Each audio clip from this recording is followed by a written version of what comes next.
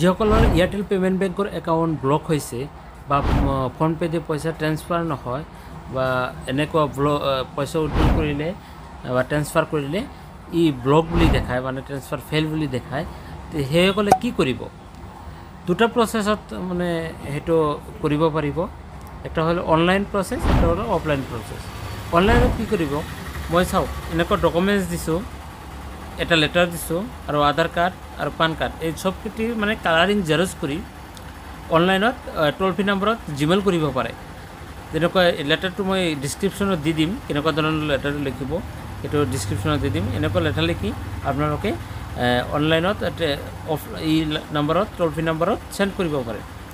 আৰু অফলাইনত কৰিব পাৰিব এনেকুৱা কৰি লোকেল যিটো ডিষ্ট্ৰিবিউটাৰ